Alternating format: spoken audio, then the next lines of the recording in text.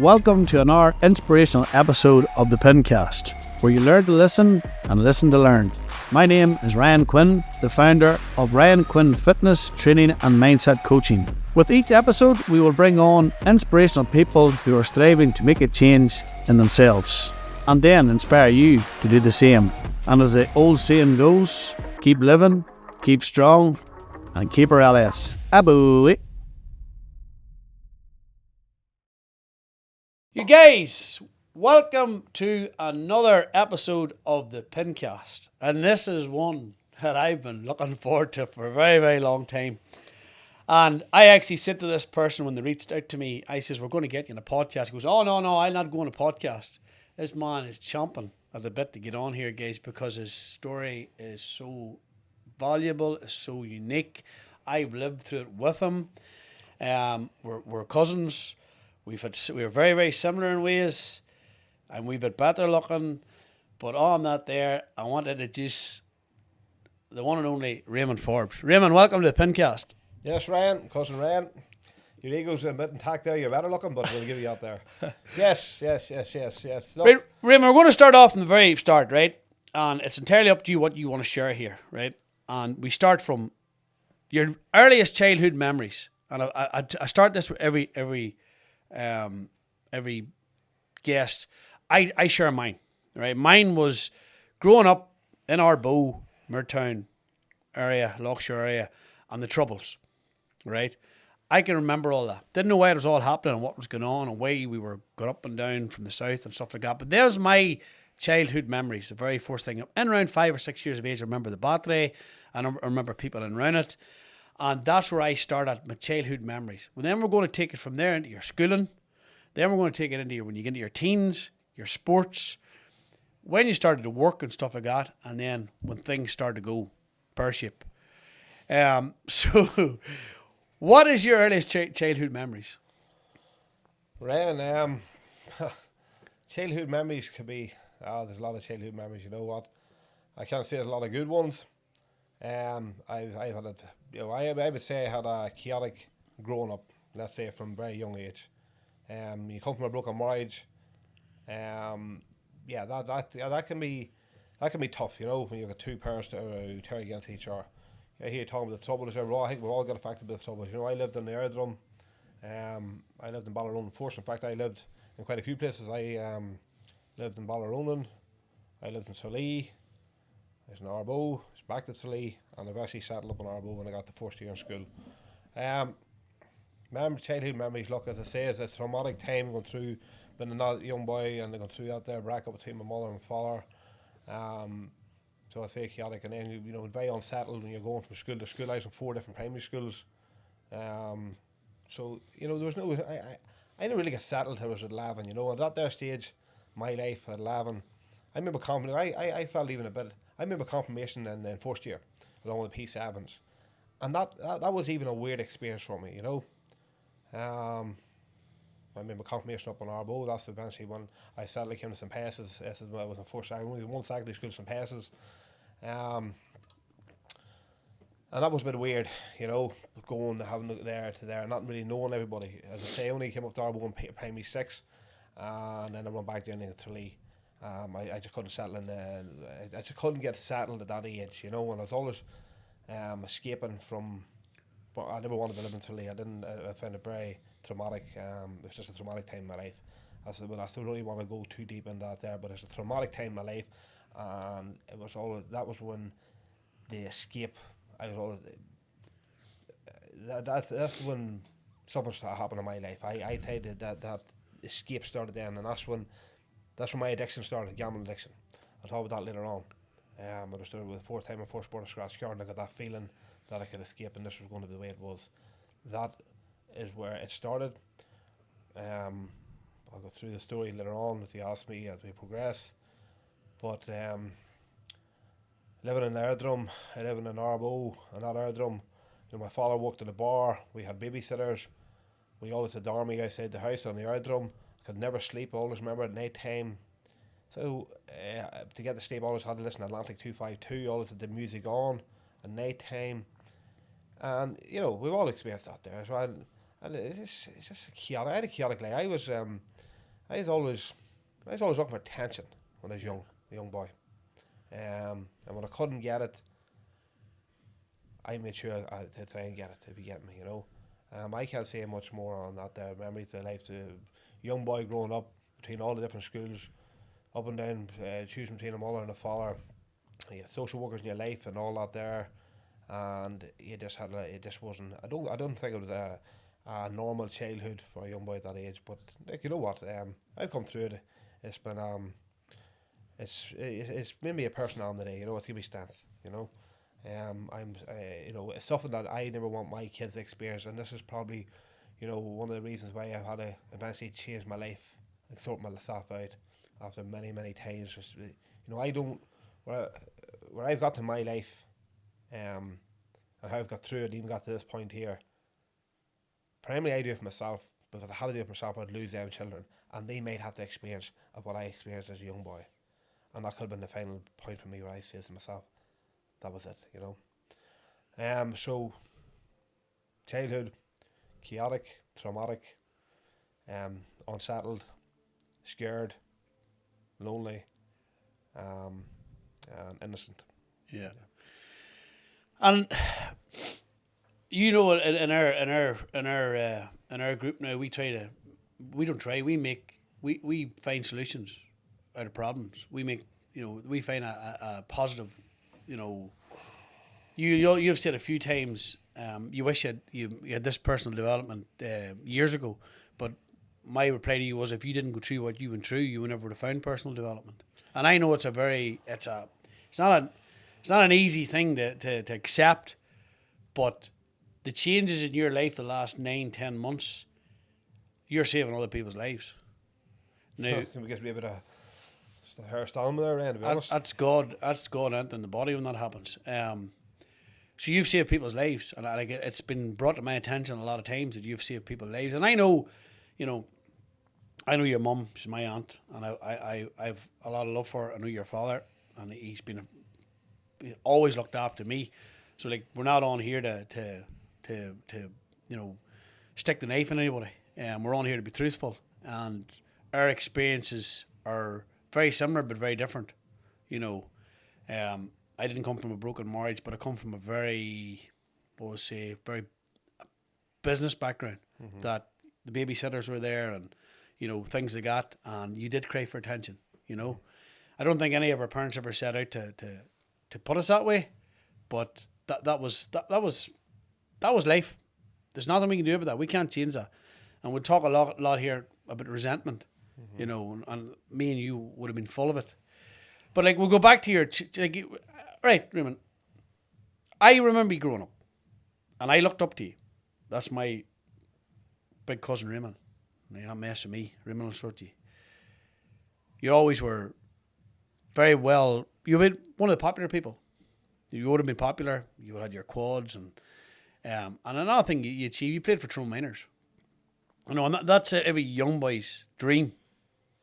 And through all that chaotic madness that you went through, you still pulled the Tyrone jersey on for you know, for our club. That's actually a miracle too, because if anybody knew, I can remember doing that Tyrone sides. I never made a school team.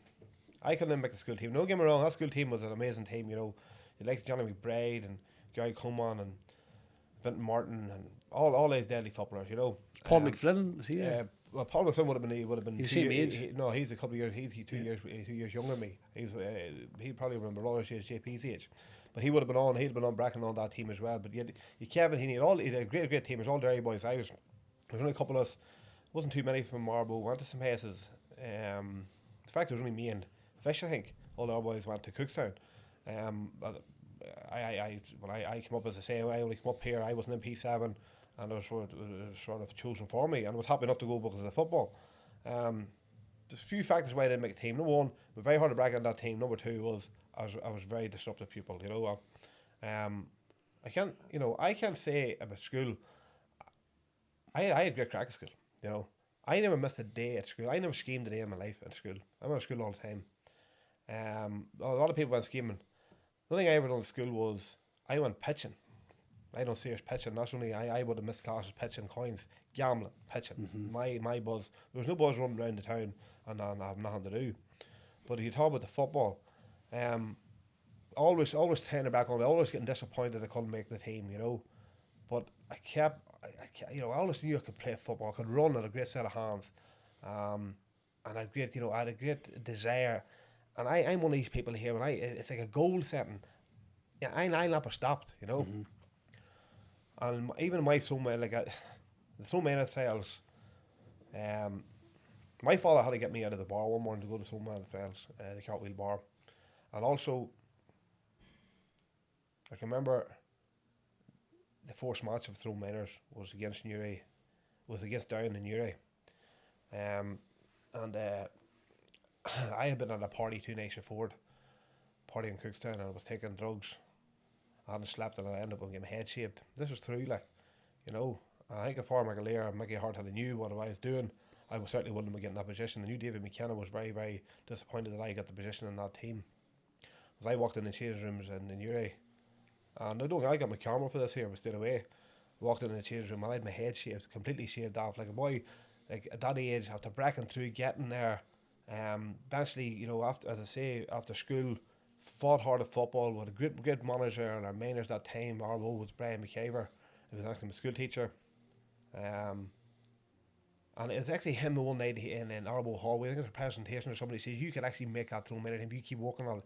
And I got there, even though through all that, and I started taking ecstasy at 17 years of age.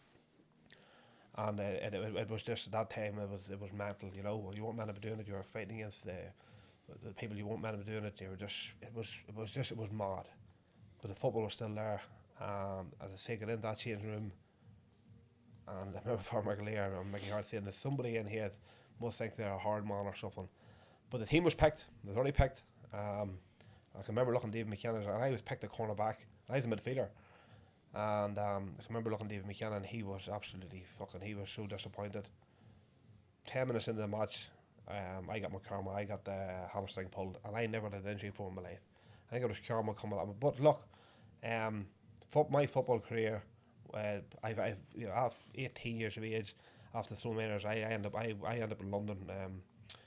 My father had enough of me, and we came one night after on a Monday night. I had a big massive party in the house, and as per usual, was just at that time was, as I say, ecstasy was really flat out all the time. And that's when I went to London. Then football was put aside for a few years, you know. I didn't get back into football then until I was about 21 or 22. No, 21 mid on the 20, I was playing on 21 Tarbo. And then it was a progression in and out. I got the Tarbo senior team, you know. Well, there's no ifs or buts or maybes about it. When I listen there, the names that you've pulled up there, Brian McCaver, Johnny McBride, Gary Coleman. Was he Marty Crozier in the Tyrone minor team that time? On the Tyrone minor team, and the Tyrone minor team with Marty Crozier, Frank McGuigan, as I say, Junior, Frank Young, Frank Junior, Marty Crozier, great player, and Frank great player too. Frank went on ahead, as I said. I got sidelined. After that there, I had to fight back in again. I got a few games here and there, and I got playing in the Ulster semi-final. I was at it. You come on. The Tyrone was down to 13 men. There was, yeah. You know what, the game was over. Johnny McBride, but the best part of me about that game was, and that Tyrone minor game was, I was on the same field as all of my schoolmates. Yeah. The team that I couldn't play against, you know. Yeah. You know, with Johnny McBride, I single-handedly beat us that day in that field. The rule was playing that, but I played in Cloners. I suppose that there's one of my highlights. I was there. And a fair play to Mickey Hart and for McAleer. They knew it was my last year in minors. All these other boys still in there a few years, and they gave me my last 15 minutes. 15 minutes of fame. I don't think they would just give you 15. I think they knew you were good enough, but just 100%. I could have been alright. That's the stuff in addiction took away with me. It took a lot of stuff away with me. It took, you know, I don't think addiction hasn't took my life. You know, but it took a lot of stuff. You know. A lot of goals just took away from me. Football, you know, I believe I could have been a great asset. I always was, even at the very end of it, even after all the drugs and all the gambling, all the mental institution, all the stuff, I still was, there was Tommy and Mickey Coleman in midfield, and was always when one of them boys were injured or something happened, I was stayed in, you know. Yeah. And them two boys were in the throw senior team, so like I wasn't. Them boys were living a clean life where you weren't, and you were still on the fringes of. Yeah. So imagine, like, we're not going to go back. Imagine you were living the life you're living now. Oh, 100%. What do you want to do back in? You know. You know, this is probably another big reason why I do this here, Ryan. You know, I was talking to them two young lads out. They've done a podcast the other day, and they're only 23 and 26 or so. And I'm coming 48 years of age. I'm near their combined age. You know, I wish there had been somebody like me back then.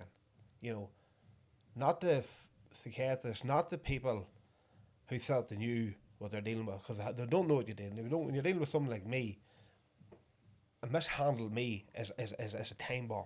Yeah. And I was mishandled, not mishandled deliberately, mishandled because they didn't know what they're dealing with. You know, as I say, a life of experiences that I wouldn't want anybody else to experience it. You know.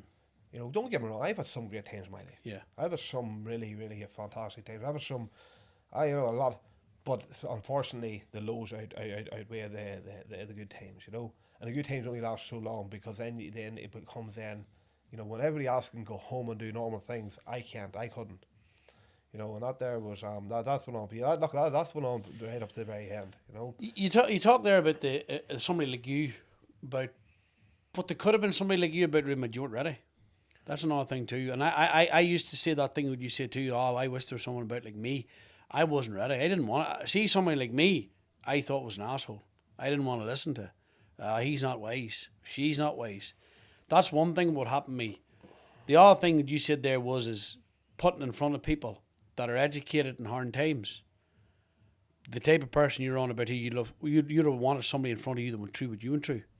Most likely, yeah. And like, you know, you could put my father in front of you, but he's never drank, he's never took drugs, he doesn't know that feeling.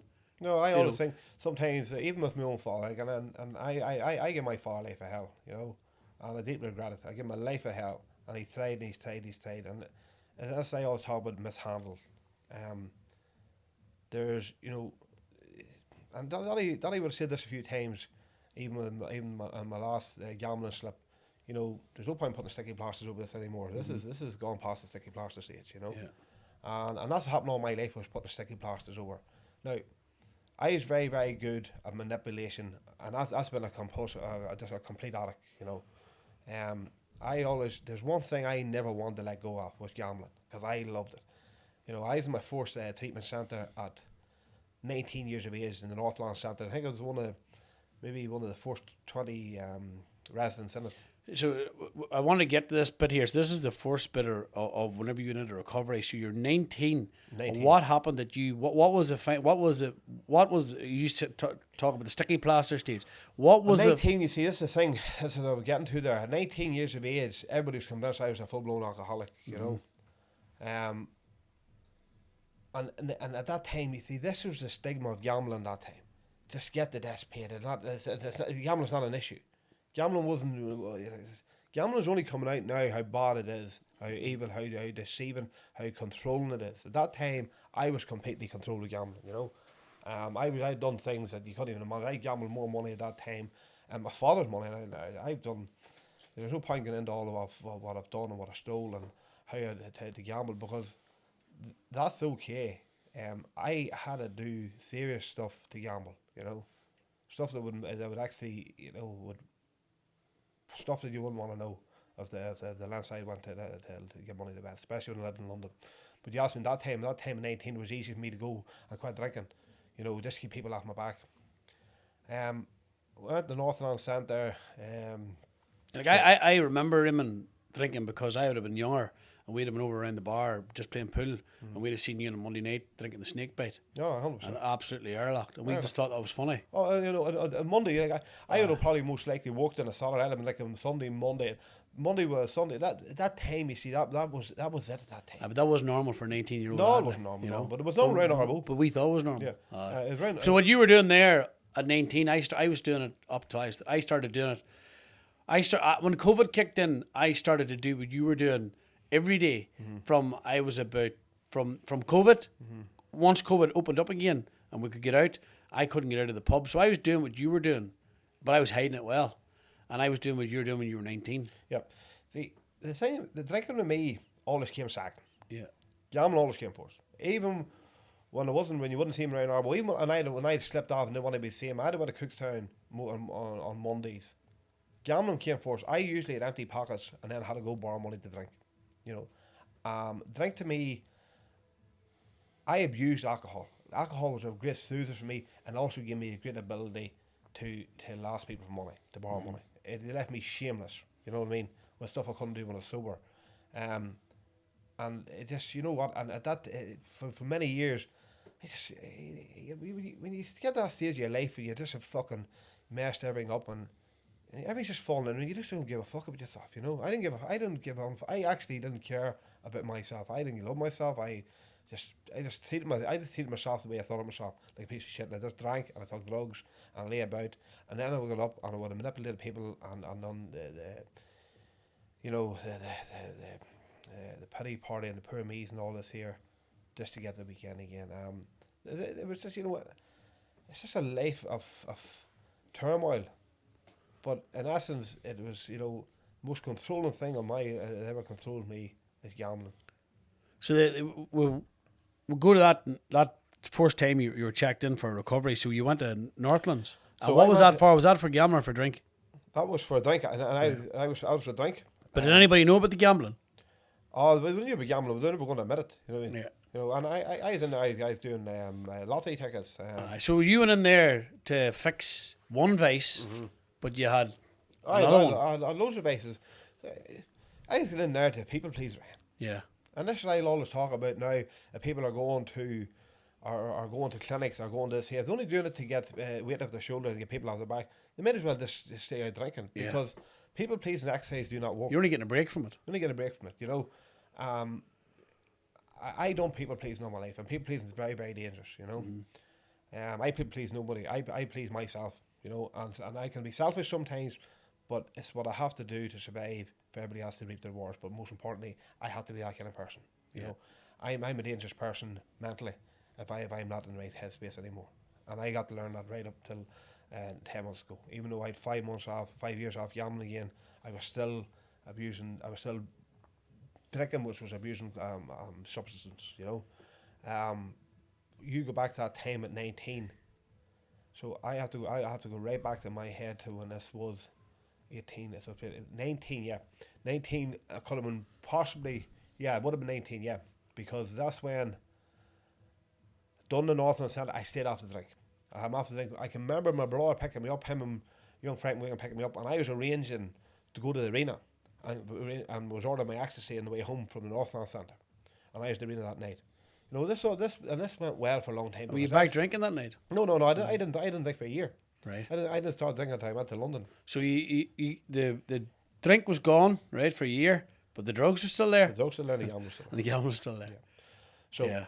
And we'll talk about that a bit and how that reversed then. Yeah. So the drugs the ecstasy was there, and ecstasy was great because I was it was new. I was fit to go to a dance. I was fit to, you know, if I didn't come home, I was still fit to go home the next morning because there was no drink. Or at the start when I came home. Done that for a long time. The gambling was still going on. As I say, was sober for a while. I got bored. You know what? Something was fucking. I couldn't settle. That's all the talk about now. Been unsettled in my childhood. Found it very, very hard to settle. Was starting to party heavier. Was starting to take more drugs, ecstasy, acid, whatever it was. Living at that time, at that era, you know, whatever was going on, I was taking. Yeah. As I say, my father couldn't take much more of me, and it was my sister had moved to London at that time, and she was working at a bar. And my father came home on a Monday night, and I had a full-blown party in my house. He came home and had them all read out except one girl was in the room with me. And I'd say she had enough. Daddy we weren't allowed to have girls in the house. That it just wasn't. That's the way it was. And that's fair enough, you know. Yeah. There's no school. I was putting a flight to London that morning. I went to London, met Conan, met Laurie Delaney. They Daddy, I never forget it. He made us stay a day. I can't even home that day. He stayed another day, but I can remember he gave me £180, and he says to me, "You'll probably have a blue with him when I get to the airport." And he wasn't on out the door that I was the big hours I'd have gone. I had gone, but I was very determined that what he said I wasn't going to prove him wrong. So I stayed with Kona. Eventually, after a couple of weeks, she went home. I took her job, and that means I was running the bar in London in 1985. I was 18 years of age, coming 19. Yeah, so that went off a few years. I actually got myself mixed up there because I went to London twice. I went back again in 1998. So I did. So I stayed there for a year and a half. Now, after that first phase, and this is what I hit on here, it just shows me about how you can move from one thing to another. I had knew nothing about cocaine at that time in my life. Now, when we went to London, when Conan went home, I fell into a group of people. Don't get me wrong, best people. Somebody actually reached out to me a few weeks ago, but I fell in with a fell in there, got the job, was in the bar business, knew it very, very well. Larry Delaney was happy.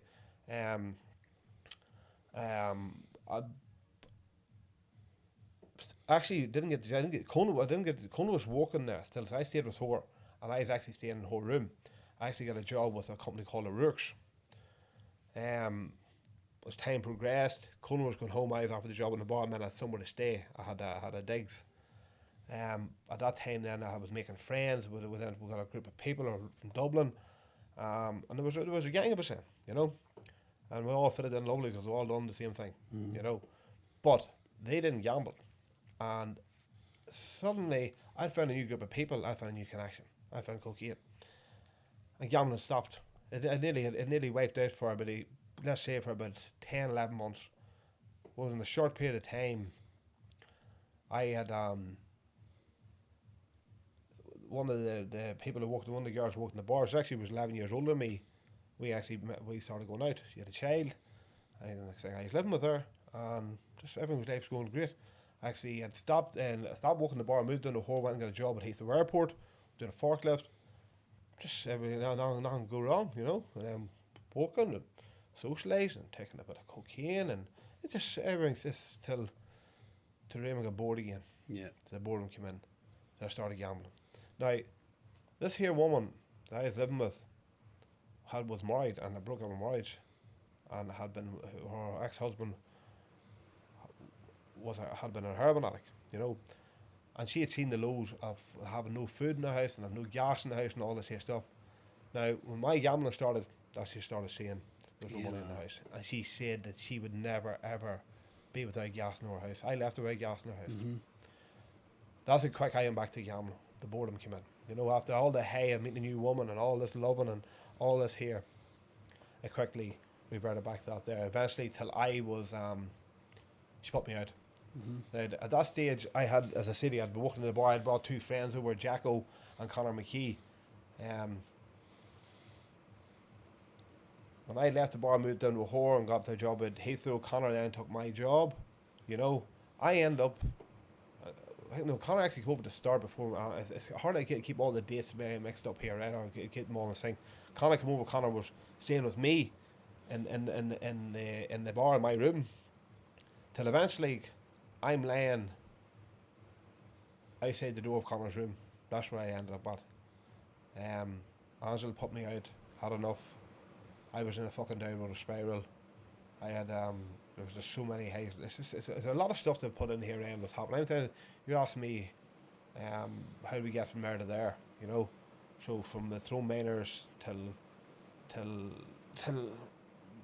where it went after that. But it's I'm just the progression. It's a very simple answer. It's people, places, and things. Yeah, people, places, and you know that. So the people was all the people you're hanging around with. Like they took drugs, you took drugs, all right. Then the people, right. Then the things is the drugs, the gambling.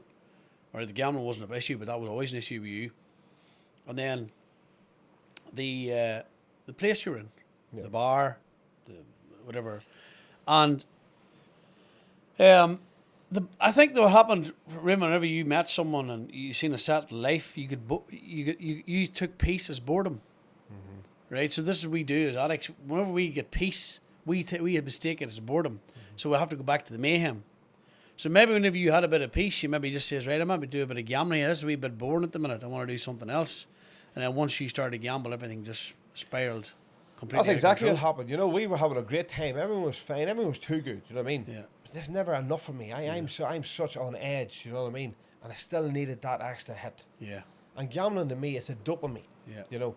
So at that time, from there, Angela having a great time. I want to love me. And it was a child. But I was a bit young to be in that relationship, to be honest. Yeah. You know. To go back to the bar that I got a job from a friend who eventually had a lie. I was laying on the stairway of a dirty hallway. Connor's in my room, that was originally my room, had my job. I had nothing. And next thing, the blitz place for me was out on the street at that time. Mm-hmm. Now, that's 1985, so I made it home again. I made it home in 96. Came home, started trying to rebuild my life again at home. 85, so I was in 85 and in 86. I came home in late 96 or so. I wasn't home for about a year or so. I wasn't home for about 4 weeks actually, till I came back home to my own house in Arbo and I had to move out. With me and Dolly just couldn't live with each other. No, he probably couldn't live with me, and I was unsettled. I was in a mess, you know. I came home from London. I had plenty of opportunities in London, even at that young age. And I can remember working when I worked with that company at Rourke's at the start. The wee man says to me, you know, when you buy a house, didn't want to listen. I knew everything. Yeah. But it still goes back to being unsettled and always needing attention. And you know, at that time, even the cocaine was attention that time. The gambling was attention. That environment, meeting all these new friends, when popular was it was just all the kind of stuff.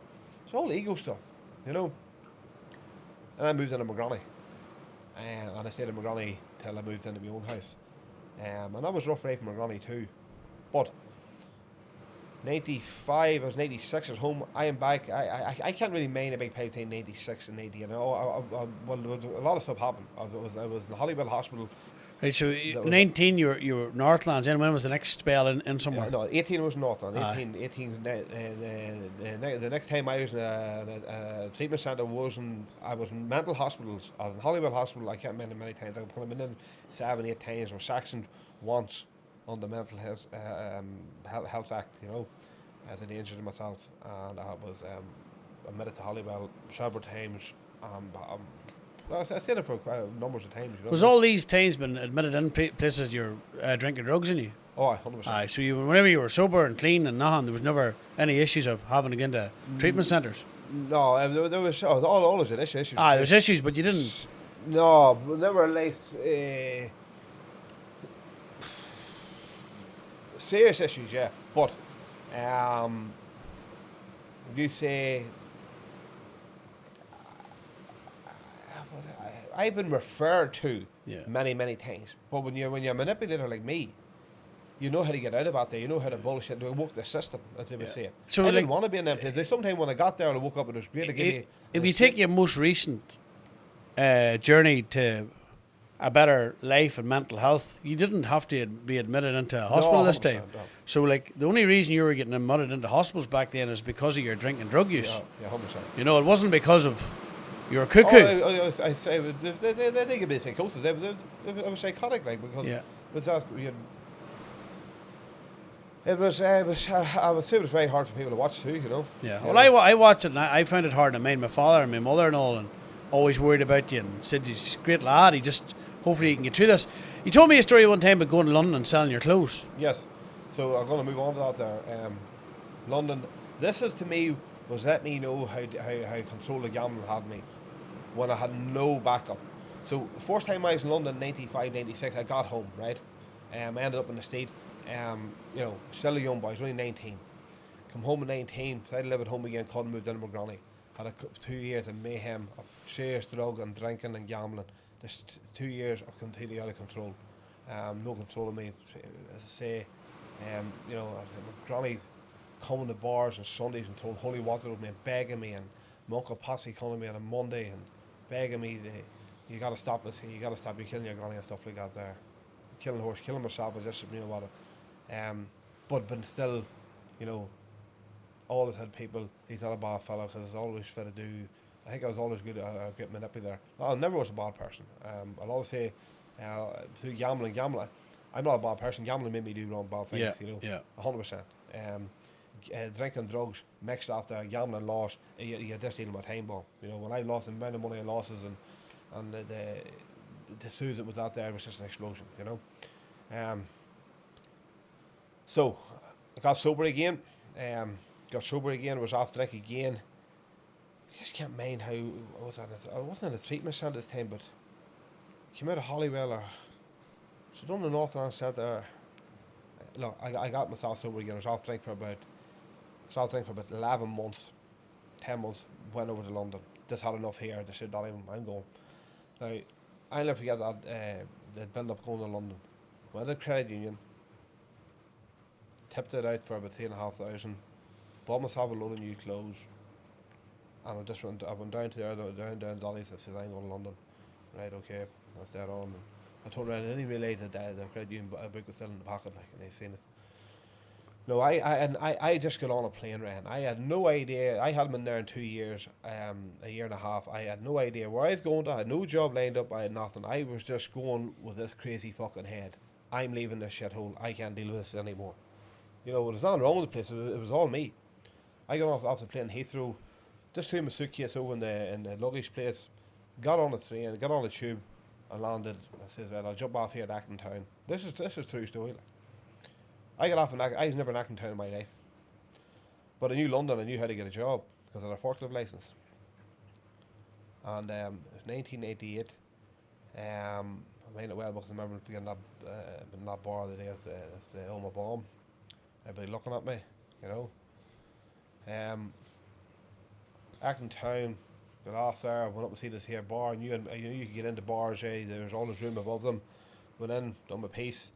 Any room availability, 6 bells pub. Yep, we have, yep. I said, right, I paid up for 3 weeks, 100%. What are you overdoing? I'm overlooking work. So I got my accommodation, so I knew 3 weeks accommodation. Got back to the airport, got my bag, came back, that was it. I had this here 3 grand of cash. Now the next day, it was late in the evening, there was no evening ration or how I got there. Went out to the agency the next morning, got myself a job. I got a job in Greenford. Can't remember the name of the company. Forklift driving. Had the job, agency work, knew I was going to wages in 2 weeks. Had the place I was going to stay in, and when you go on these here digs, you get one dinner. I said work wasn't starting for a day and a half or a day or something. So I'll give me a day. I think within 2 days, I hadn't a penny. I had that £3,000 gone. I had new clothes. I had new clothes on me. I had new clothes that I bought for going over for the new started a new me, thinking I'm going to be here, I'll make it, you know. Absolutely fucking mental. So that left me. I was going to have no wages for 2 weeks. I had nobody to turn to, and I had no way of transport. And I just had that 1 hour dinner a day in a bar, and I had to make it work. But I can remember my previous experience in London down things because we were in the bar, you'd have seen the thieves coming in selling their clothes. So I found I said I'm gonna have to do something here. Remember going up to this here pizza shop and I seen these buying a pizza shop and in and I chanced my arm with some of my clothes, new clothes. They bought them.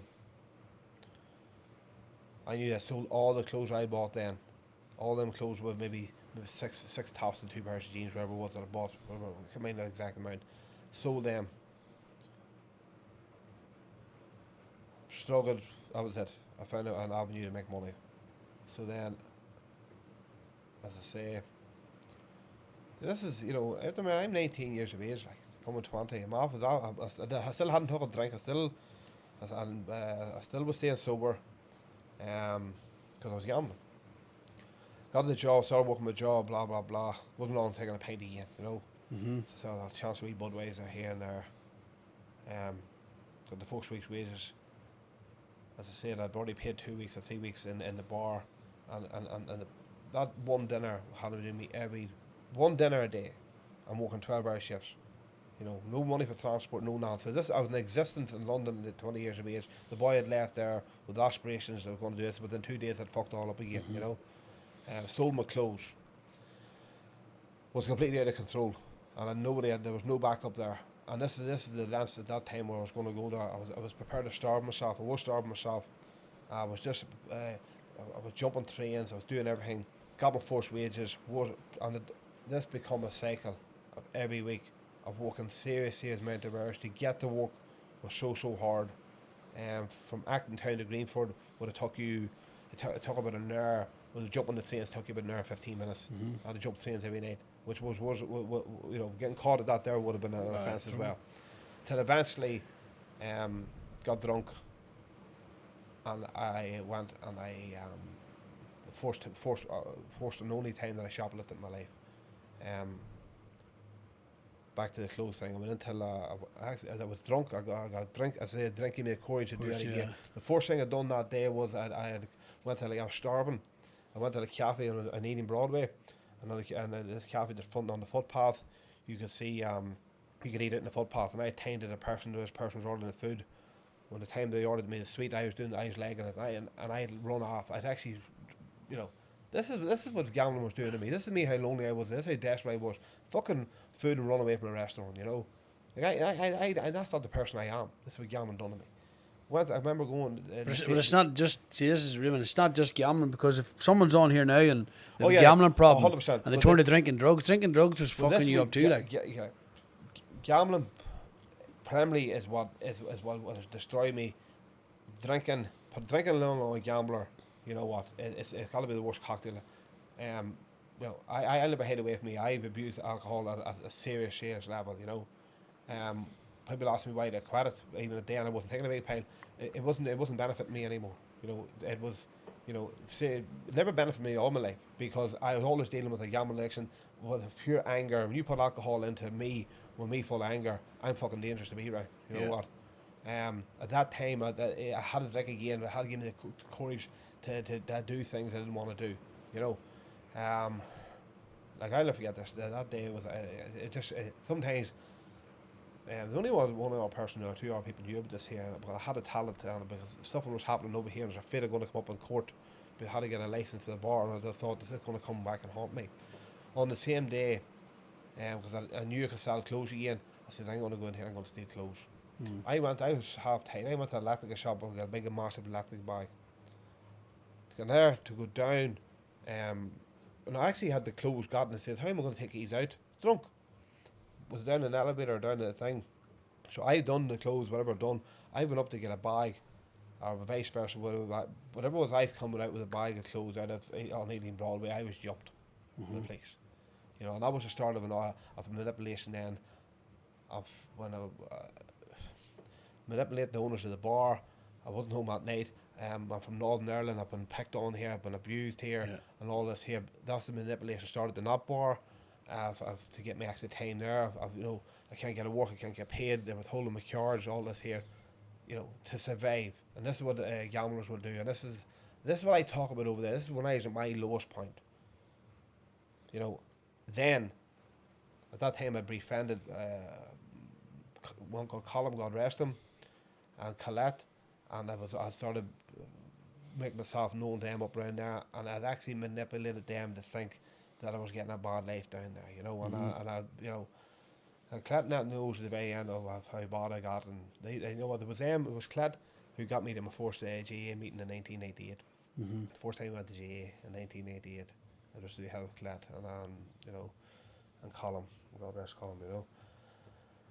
But as I say, there's a whole lot more I'd have done out there, and I had sold at my lowest point out there, I'd have sold my body. And I thought about it. You said that, yeah. At my lowest point in London, 1980, I'd have sold my body to gamble. I'd have sold my soul. From my job in Acton Town, Colin them, Clad eventually had them convinced that it's a bad place for me to be, and I wasn't safe down there. I have to own my bomb and all that there, and all this fucking bullshit. I got then I got a job up in Wembley. I lost that job down. I got a job in Wembley. I used to call the columns them every day, every evening before one. But job in Wembley, called in to take food out of the fridge, not letting, you know. Yeah. I think I was calling the same and nice, and there was a manipulation till eventually they offered me a place to stay. You know, at that time I had a run. I left the bar in Greenford in the middle of the night. I owed 7 weeks rent after manipulating the wee woman downstairs who would have put extra food in the place for me every evening, and all this here. So I was walking through London. I sneaked out of that bar at 4 o'clock in the morning, and I had to make my way up to Cricket with no money, with a suitcase. And I tell you what, it's not a nice place to be. You're walking through London that time of night with a suitcase. Get up there to start. Eventually, Colin clicked on to what's going on to me. I was a gambler, you know. I never had any money. I was always sitting there in the room. I just wasn't communicating. I was just there, you know. Till eventually they had enough too, you know. At that time, this is when I went into complete. That's when I was 20. But when my life just really, that was it. When I came home to Arbo that time, I was really in fucking free fall. I can remember coming home one time and you know, the scars from something that happened in my face one time, and I say it out loud, you know, that happened because of circumstances. That happened because of my ego, because I was trying to fucking fix somebody else's problems, you know. You know, I was very angry for years. I held serious resentments for years, and it's only till the last 10 months that when I let this resentments go, I can now deal with this person, you know. Yeah. I'm not going to be out having cups of tea with this person, but I don't have to, you know, it's not in my mind anymore. For years, it controlled me as well, with other things that gambling had done, and drinking and drugs had done, you know. As of today, you know,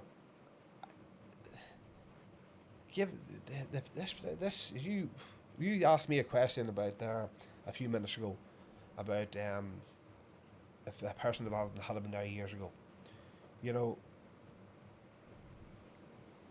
if 100% if that had been there years ago, but if you, I don't know why to word this here, about up until 9 months ago, I was killed with resentment. I was absolutely choked. This is why I came out and I says, I am not well here. I have anxiety. I've got everything. I've quit gambling. But I'm still angry. I'm still fucking riddled with resentments here. I can't look people in the eye. I'm not living. So I've quit gambling once again. I quit gambling for 9 years. And in them 9 years that I was offered, I was full of ego, I was full of arrogance. I was a self-employed boss. There was all this here. And none had changed. And once again, I was in that path again. Whether I gamble again, I don't know. But I was you know, I was going to lose all around me because of my anger issues, my resentments, and hating myself. You know, like we've really stuck there in the 20s, and like I seen your 20s and seen your 30s, and we're kind of back and forth, in and out of that. You're good, then you were bad. You're good, then you were bad. But we can't just sit here and like you beat the fuck out of yourself there with a big stick, which is fair enough. But there's a turning point here, right? And me personally, myself, I'm not going to sit here and just let you fucking beat yourself a big stick. I came out of prison at 27, 28. Ecstasy was introduced into my life, and the first night I was out on parole. If it had been drug test went in, I was back in the McGabry because I was on the workout scheme that time from the Crumlin Road, and I was introduced to ecstasy, and it just all my problems were gone. Like, and I'm not saying to some young lad out here, some young girl to take it. The problems will go that night. The next day they're going to be 10 times worse. But I did that for a period of, it must have been out of September of 2007 to August 2008, and this is when I was in the drug scene, like going to the arena and taking the. No, the arena was closed that time. And I used to go to the arena and everybody was high, and I wasn't. So I was hooked in it. It started off, you done it one weekend, then it was every other weekend, then it was you're doing it flat out. So then the cocaine end of it, and it's something I never thought I could do. And I was in a party one night, and you were there too, and there wasn't nothing to do with you. And there's other boys there, and somebody says to me, "Take a line of coke." I said, "Not that chance." I said, "I couldn't put it up my nose." So the more drink I get into me, and the more I think I was taking the ecstasy, I says, "Fuck it, I take a line of it." That was it, Raymond. I was hooked up until the past 3 years that I stopped it. So, you know, we've all been in the position you've been in. It's just you stayed in it a lot longer than some of us. But like, you know, your sister, who I look up to unbelievably, Kona, is sober and living a completely different life now. And like, I've had so many conversations with her. You know, I think your brother's doesn't drink anymore, and there's other family members you have all have quit. So like you just weren't the only person your own. But there was a turning point. You know, you talked about that. You've got the scars of a thing that happened before, and you know we held a serious resentment up until in the past year, and we're not going to say we've all had fallouts with people and people things done us. But the more we hate on someone or hate on that's us. That's going to eat us up. That resentment is like drinking poison and expecting somebody else to die. There's all the things that happen in your life that in business and stuff like that there that you had serious resentment against, and again you don't have that anymore. And like when we spoke at the very start about that there was no moving on you, resentment. You weren't moving, and I did say I'm not going to help this man here. He's not going to listen to me. But I don't know, it just happened. Your sister's been a big help in this here, and massive help to me as well. But we're not going to wipe out. We'll just keep going about your 20s and 30s. It's just going to keep getting worse and worse and worse and worse and worse. No, I have to bring in the 20s. I met curling in my 20s. Yes. This is where I want to get to. Yeah. The good parts. We're not going to keep on hammering you. That's right. And I don't want to be. I'm not going to hammer myself. I've hammered myself all my life. Yeah. And the hammering's over. You know what I mean? Yeah. I give myself a pat on the back every day now. You know what? And as I said at the start of this, I've had some great times. You know what? Don't get me wrong, obviously the lows are always going to outweigh the good times, but the good times I had, I met curling. Yeah. Without curling, I wouldn't have my 3 beautiful children. Yes. And look, our relationship at the very start, curling seen something in me that that other people could see, but we're always saying he's not a bad person. But she's seen a whole lot more. Like curling went through wars, through a fucking life of hell with me.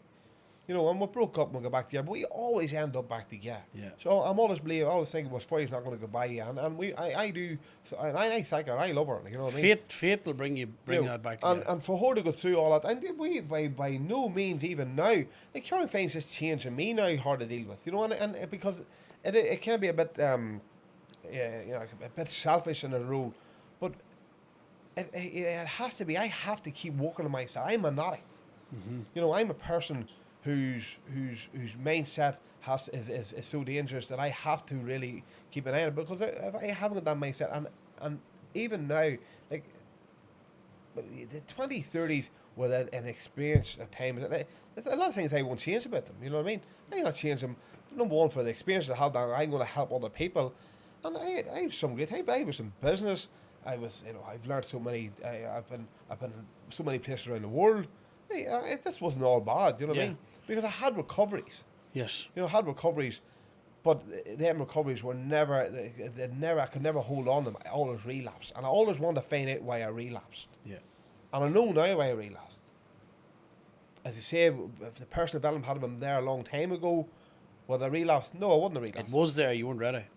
It was. I didn't know about it. But you didn't want to know about it. No. It was there when I look back now and I look over old videos and Instagram and stuff like that have been posted. It was there. We didn't want to see it. It's like if I say to you, quite true. That possibly is true too. And at the start, when you started doing this here, I was looking at it, going, this fucking he's really starting. I'm gonna phone him. He's annoying me. Like, yeah. He's on there about AA and this here, and I says, you can't do that there because it's made people better. But then I started looking at myself. I was going, my fellowship has made me better, but I keep on fucking relapsing. Why do I keep doing it? There's something not right about this. Something I'm missing here, and I hadn't grasped it. And it wasn't until I says, you know what? You've tried everything else, and you're going down the slippery. You're on the road you're on a bar slopey in here. And if you don't get her straightened up, you're going to lose all around you. Do you make it clear to people that you were 5 years?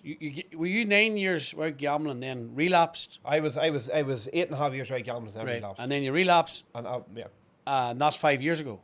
I relapsed. You haven't gambled in 5 years. I relapsed about 6.5 years ago. I gambled for a year and a year and a quarter. Yeah, and during that year and a quarter, you had 3 bars or 4 bars? 3 bars? I had 4 bars. Right, and the turnover? I only ever had 3 at one time, but I had 4 bars, so I moved from 1 to the other. But I was turning over 1.4 million. Right, and and when you were on those bars, everything looked great. Everything was good. You were deep in addiction. No, not to the very end. The very end, yeah. That's the last year. Yes. I didn't, that's that's the last year. So, when I took over Thirsty J's in October 18. In October 18, I was just starting, Yeah.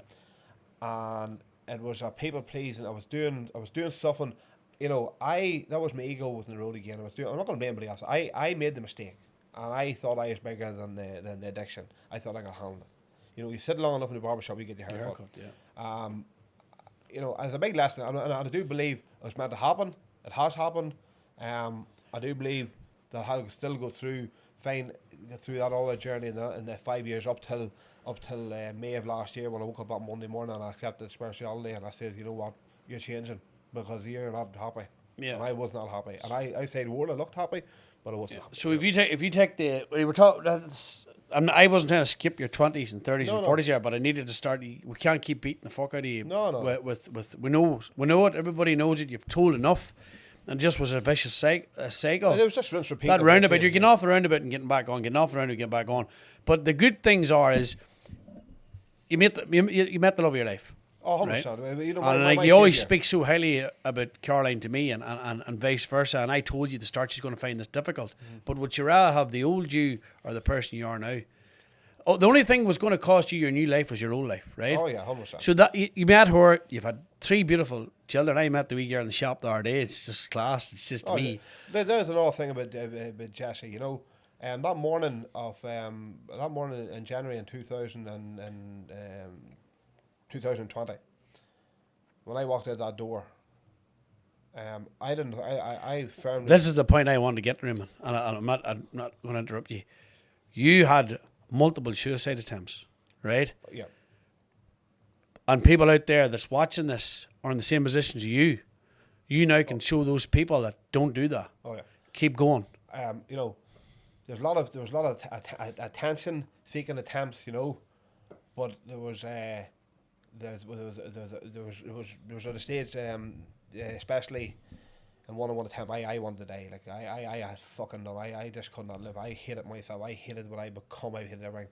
And I'll never forget that day. It was a Monday or Tuesday. I had a bottle of vodka, and I'd went round all the shops and round everywhere and got as much paracetamol as I could get. And Caroline was in the house that Monday. She just couldn't look at me anymore. She just walked out. She didn't know what was going to happen that night. Mm-hmm. Now I think I put about 70 paracetamol in that bottle of vodka, man. Now, as I say, and I do believe this is where my spirituality is, where I thank God and I wasn't meant to go. Now I went through that night and hoping I wouldn't wake up. But I did wake up, and I fucking tell you, I wake up and I was so ill. I woke up and I wouldn't wish it. I mean, I was so ill. And how to go through that there. And eventually next morning I can remember going out through the front door, and I had to get somebody to get me to the doctors, I can remember Daddy going past me with Tommy Quinn in the car, and they wouldn't have knew what's going on to me, But he's probably drunk at egg, and they wouldn't have an idea. Eventually I got somebody give me, I can't mind who brought me into coke surgery, and I was in the doctors, he started going, and I says, look, I told him what I'd done, and the next thing I knew that the blue lights, and they had me stayed away because I was on the verge of poisoning. Mm-hmm. When I told him last many years ago, I said I'd done this 26 or whatever many years it was. Next thing I knew, I had a high dependency unit. Mm-hmm. And next thing I was told, you could be looking at a major liver transplant here. You're very close to death. I didn't stop me gambling. Within after getting out of there, I'm better again. I was out taking drugs, I was gambling again. I'll go back to the last days of it in 2020. Them last 3 days of that weekend where I had, well, gambling took me again. That's not beating me with a stick. This is letting people know how far it'll fucking take you. It'll tell you, take the short of your face, the smell of your back, and also took everything from me I worked hard for. Top of them business at 1.4 million I built up. That I was out working for a friend of mine for years doing kitchens. I started rebuilding my life and get back into the business again because I'm good at what I do. You know what I mean? I don't think I'm not good at gambling. Mm-hmm. But the power of it, I loved gambling. I loved it, and that's the scary thing about it. But you said something there now. You got out of it. You talked about your wee girl. Yes, that's what I'm going to get. This is the thing that. So that last weekend, my last thing, and I knew what was happening. I already had the figures done in my head, and everything done. and I couldn't get my access no money. I went into the partnership money, the partnership of an RBO, and I gambled £26,000 on that partnership. Don't get me wrong, half of it was mine, but I done something that was never going to be fixed, and I knew I was going to lose something that was most part of my life. Now, on that Friday Saturday night, I was making attempts again in my life again. I was on the Dungannon line. I stopped off in Dungannon, on Irish Street there. There's a wee hardware store, the shop where Duffy's used to be, and in there, and I can remember going to that shop and looking for a pipe. Then how I was going to kill myself with the fumes. Then I went googling with the pipe and the thing, it didn't work anymore with the way balance they're done. I can remember going up to the Dungannon line, and I wrote all those messages and all done that Saturday, and I hadn't the balls to do it. Got home that Saturday night. You had the balls not to do it. No, I had the balls not to do it. You had the balls not to do it. No, it takes balls not to do it. Right, well, I know, and then at that stage then, that Saturday, I remember that Sunday, I just could not wait to get all the money that I got access to. I remember going into the port that Sunday, and Caroline noticed it was very strange that I sat in the passenger seat, that I was gambling.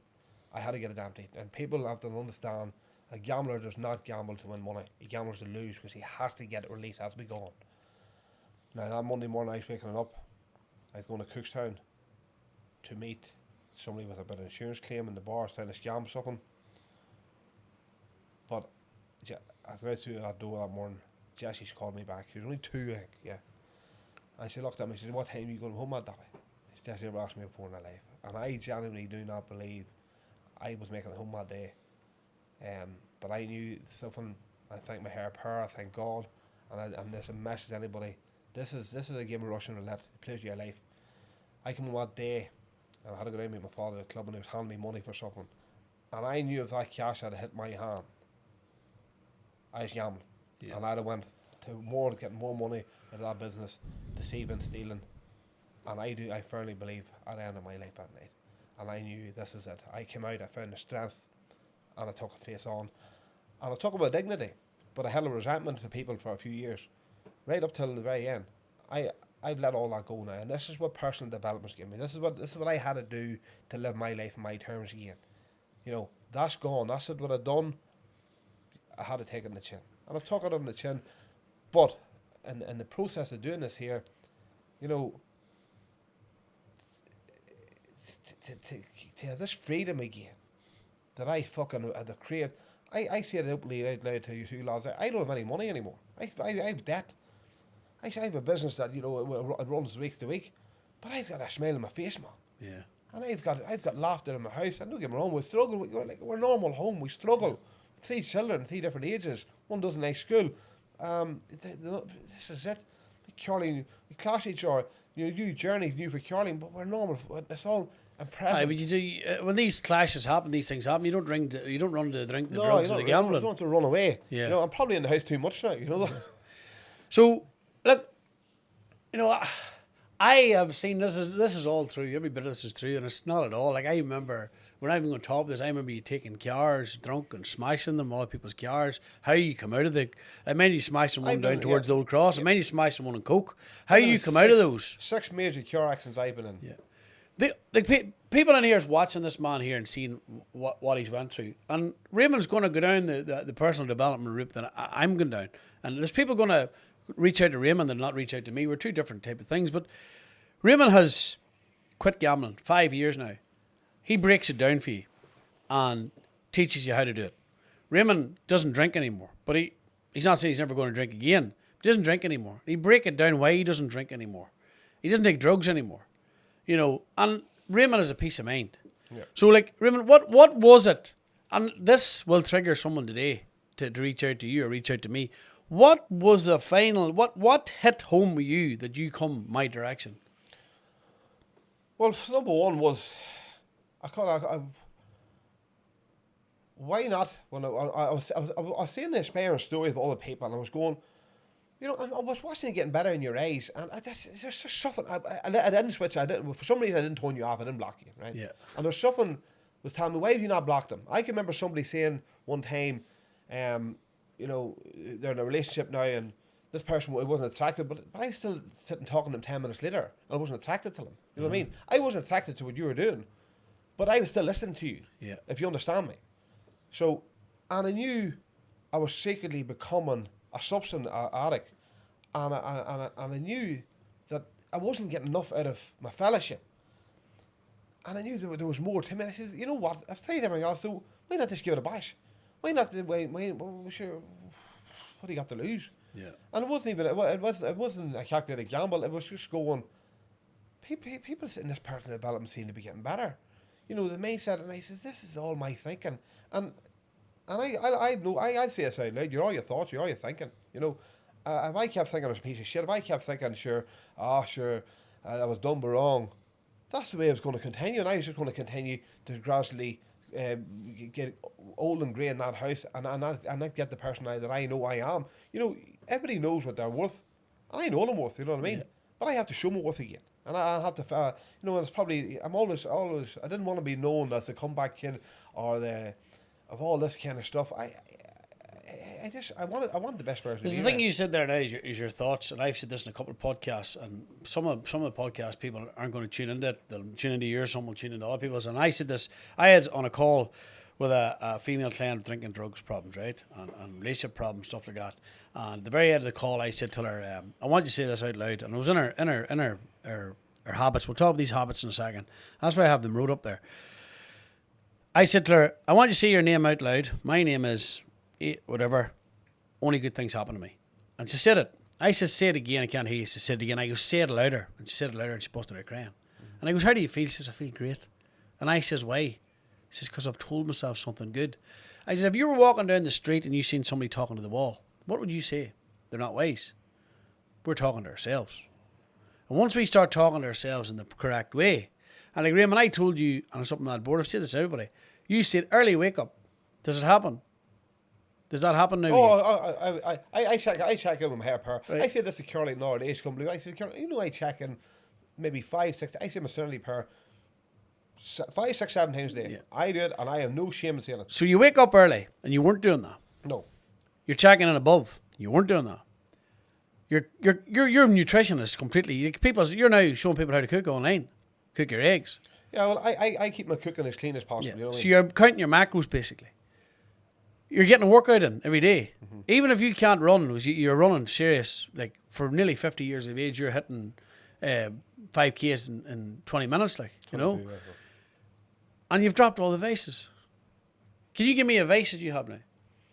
Well, I still vape. Right. Well, that's not the end of the world. Well, you know what? I like my vaping, and I've just right. I haven't popped my. But it's not causing anybody any harm. No, it's not causing anybody. Right? Any vices you have is causing people any harm. I cause nobody any harm. The only vice you have is causing people harm is now you're a completely different person, and they're not able to accept because they're. So some people find that a change. You know, some people actually. I said it, would say to Caroline, "How are you dealing with Raymond?" And I find that very, very strange. I think that's the mentality of people. Raymond's betting his life. Yeah. Raymond's not drinking. Raymond's not taking drugs. Raymond's helping people. And how are you dealing with it? This is something, you know, I deal with myself very well today. I'm very comfortable in my skin, and it took me a long time to get there. You know, even them 9 years that I had, I was all egotistic. I was building business up, and I just had to be known, and you know, and I got a big lesson in business that time was from afar, because I remember coming to the office to me and saying, you know, the wee fire keep you warm, the big fire burn you. Yeah. And you know, I didn't need the bar in Cookstown. Yeah. I did not need it. I was doing more than well with my 3 bars, you know, but that was ego. Yeah. You know, I got to be the big boy. I didn't have to be the big boy. Big boy gets fright, and big boy paid a big lesson. As I say it today, and that's why I have no shit. That's why I'm trying to tell people, and your ego's going to kill you. You know what I mean? And if you're worried about all people, I don't care what all people think, but eventually they will start thinking. You know, maybe look at the Raymond's life. You know, and I'm not in here to. This is not to get another gold star. This is to help people, but it's also to help me. Yeah. You know, and it's the best move I ever made in my life. You know, this person development. Right. So, see, before we finish off, right? You've mentioned a few things there. Like you mentioned your parents. You know, they split up and stuff like that. And you know, there's no doubt they're going to watch this, and there's no doubt there's people out there that you've had resentments against, and they've had resentments against you, and everybody's going, "Oh, is he?" Like people sitting on the edge. Is he going to say this? Going to say that? You know, you said this to me the other day, but your mum, you says, you know, like things happen in the past, but I'm not going to hate on and you said the same thing about your father, and you've said the same thing about loads of people, that things have happened.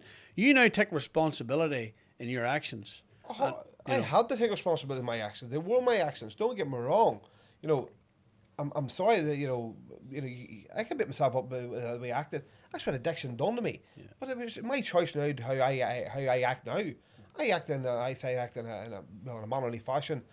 I'm not going around here. I'm not going to apologise to everybody every day. I have paid for my thing, but the resentments that I had, when you've done your wrongs, you say you're sorry. The massive wrong that I did in life. I took someone's life, right? Yeah. And I'm trying to find a balance right now of I took someone's life, and there's people who fucking hate me for it. And a lot of people hate me for it as well because I've become successful. But with that success come a lot of fucking hardship. But on the other side is I'm saving people's lives. And like it's countless the amount of people that I've saved their lives. So I find it very, very hard to find that balance. But I'm going to keep on being a prophet. And that's exactly what you're doing now.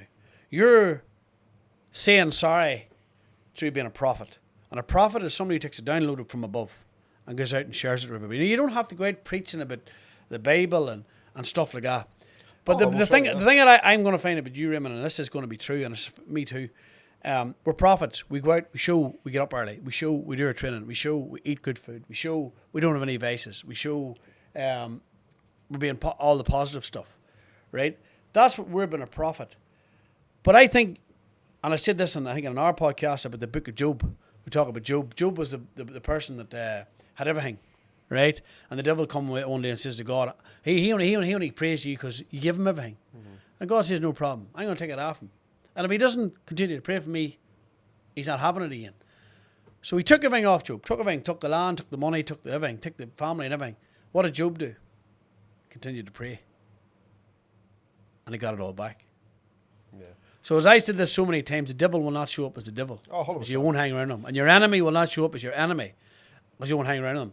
In me and your case, drink is our enemy. You take drugs, you're going to take drugs, right?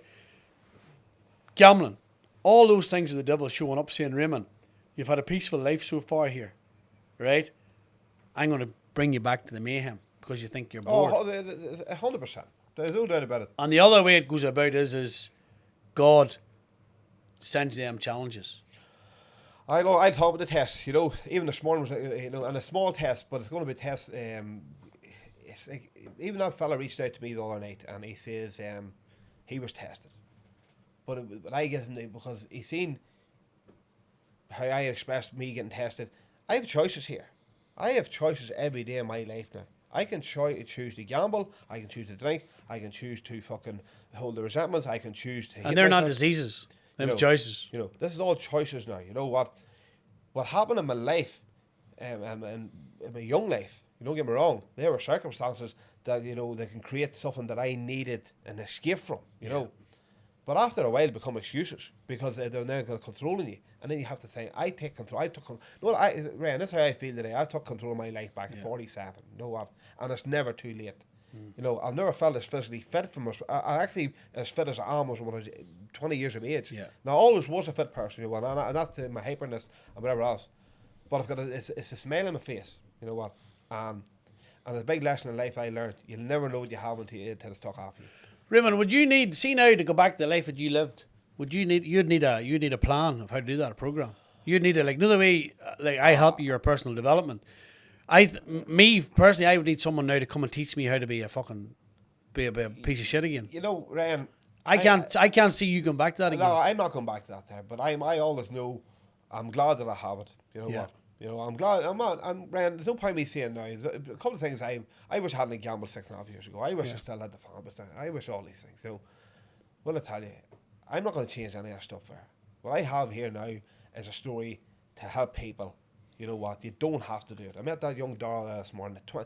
If you get into your personal development, you get to thinking right at a young age. You not have to go through the traumas. If you want to, some people out there thinking, oh, I couldn't tell this story. Come and talk to me, and I'll make you feel good about yourself. Because I only can put some stuff on the podcast here. Yeah. I tell you stories that you will feel good about yourself because I've been lower, and and if you're still here, you're still breathing, you've got a chance.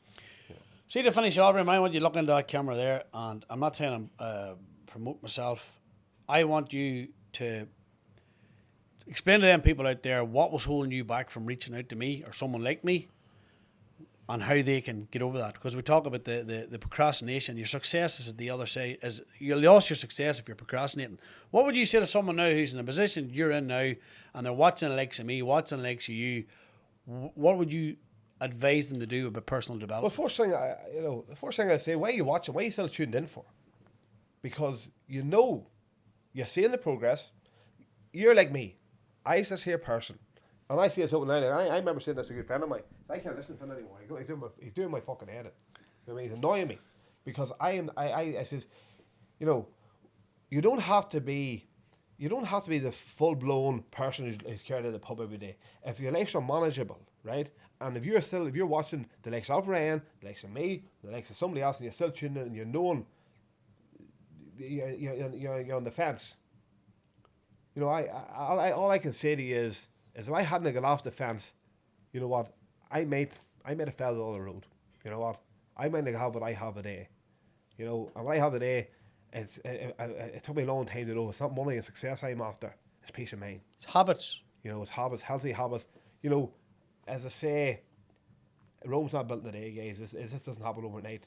When I started this, I wanted to become a personal mindset coach after 2 or 3 months, and I knew it was going to take me. And then people will still say to me today, you go for it. I said I gotta do, I said I gotta give it a year.